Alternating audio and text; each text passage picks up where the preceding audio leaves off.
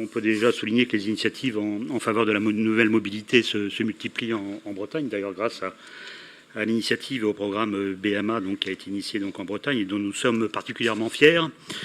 On note aussi que des entreprises se mobilisent depuis longtemps en Bretagne, puisque je vous rappelle qu'il y a quand même une centaine de PDE, donc plans de déplacement des entreprises, ou des initiatives ponctuelles d'entrepreneurs qui ont engagé donc des réflexions autour de leurs salariés pour essayer d'organiser les déplacements de leurs salariés. Donc c'est quand même important, quoi, parce qu'on est un peu dans le dur et dans le concret à ce niveau-là.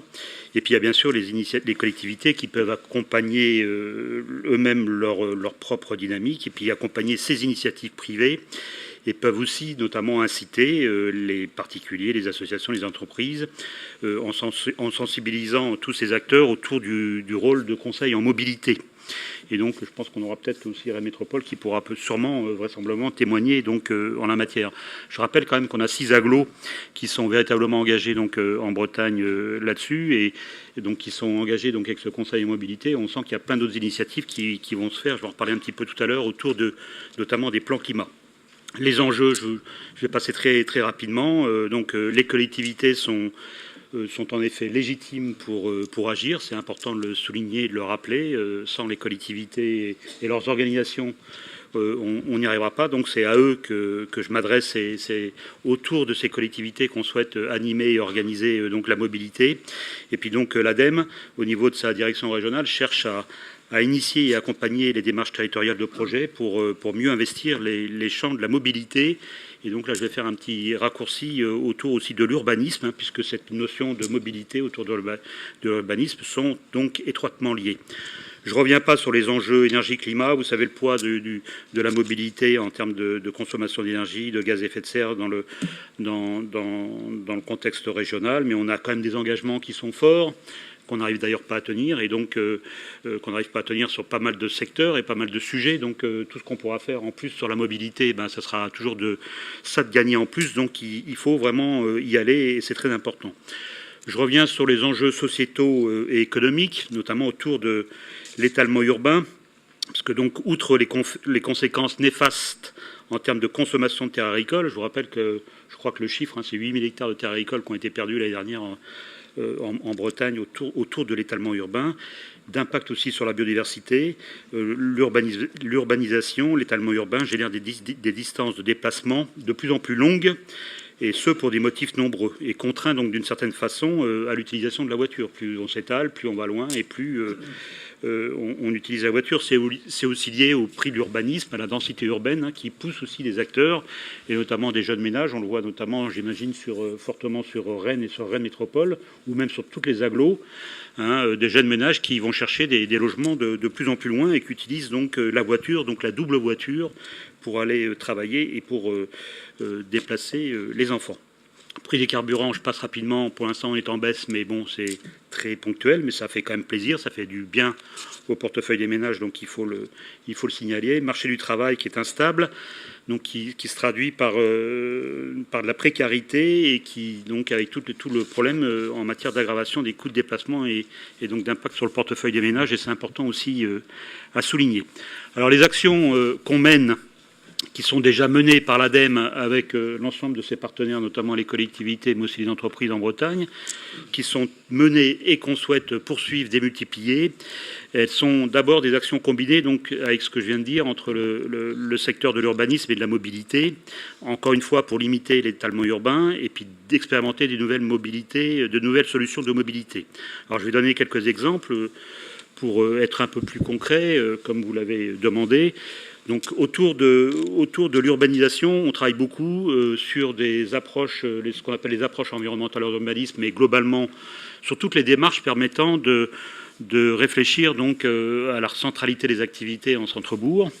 Donc il y a des opérations un peu historiques, je pense, puisqu'on est sur Rennes Métropole à la Chapelle des Fougerets, où on avait mené une première opération déjà en 2008, donc c'est déjà assez vieux, avec l'idée d'étudier notre capacité à maintenir des activités dans le centre-bourg et y accueillir de nouveaux habitants. C'était pour une commune limitrophe de Rennes Métropole, c'était d'éviter les déplacements à tout prix, c'était de permettre à des habitants, à des ménages, de trouver des services et des besoins sur place et d'éviter effectivement d'avoir à se déplacer. Donc à travers le maintien d'activités commerciales sur place, mais aussi à travers la rénovation des centres-bourgs pour permettre d'acquérir de nouveaux logements.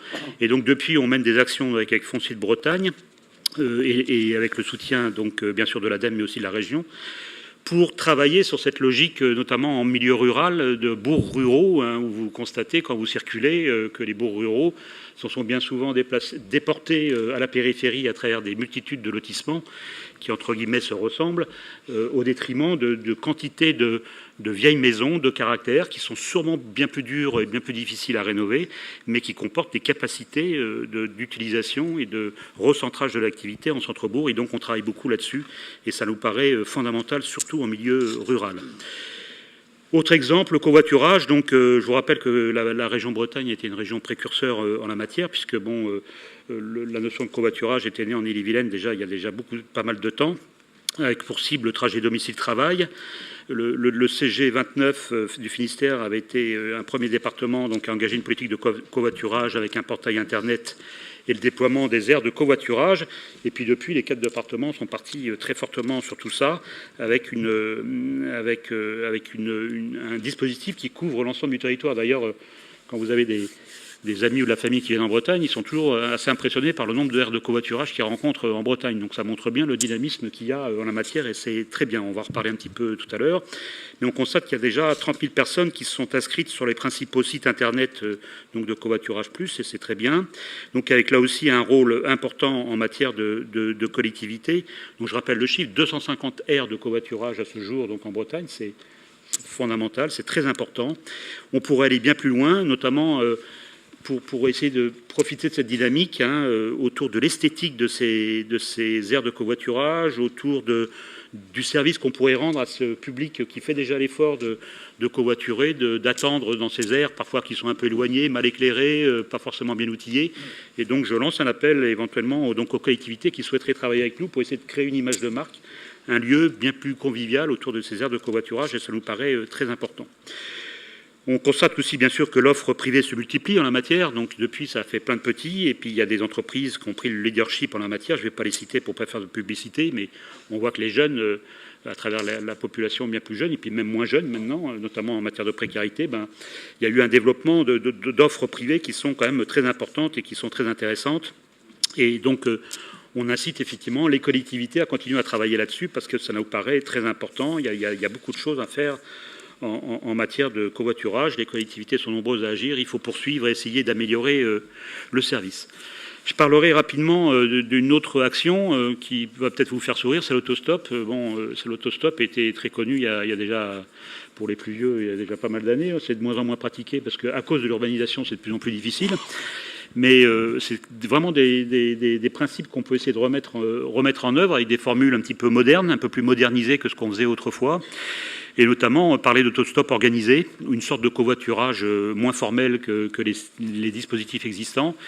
Et donc il y a toute une série d'initiatives qui sont prises, d'ailleurs qui viennent d'autres pays européens, qui sont un petit peu en avance là-dessus, d'autostop organisé. Je pense notamment à pas mal d'opérations en zone rurale pour relier deux villes, deux communes, sur lesquelles l'offre de transport collectif n'est pas suffisamment importante parce qu'il n'y a pas de rentabilité et que donc on peut essayer d'organiser ça d'une façon intelligente. Et autour de ça, il y a des véritables enjeux de mobilité, je pense notamment pour les jeunes, mais aussi pour les personnes en précarité ou les personnes plus âgées, dès lors qu'il y a ce problème de transport qui est le transport en commun qui est mal outillé.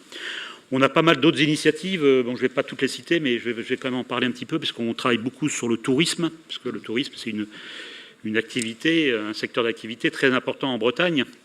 Je crois que c'est le deuxième ou troisième activité en termes de PIB pour la Bretagne, donc c'est pas neutre. Il y a beaucoup de ménages qui viennent en visiter la Bretagne, et donc on essaye aussi de faire valoir l'image de marque de la Bretagne en offrant des offres touristiques engagées en matière de développement durable.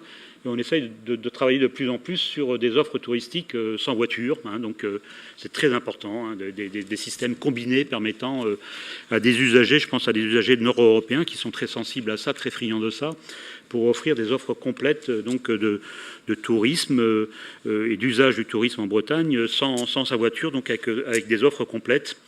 Et il y a des enjeux aussi bien plus importants, peut-être notamment sur tout ce qui est événements, grands événements, quand vous voyez ce qui se fait pour ceux qui ont eu la pratique de la route du Rhum et d'essayer de se déplacer au moment de ces grands événements bretons autour du SPI Ouest-France, etc., et les encombrements qu'il peut y avoir. Il y a vraiment des initiatives qu'on souhaite prendre et sur lesquelles l'ADEME souhaite contribuer. Et pour terminer, donc, parce que j'ai peut-être été un peu long, j'aimerais que tout ça, ça soit recadré dans un dispositif que les élus connaissent bien, c'est les plans climat, énergie, territoire. C'est quand même le fer de lance de la politique en matière de transition énergétique pour la croissance verte qu'on essaye de mener.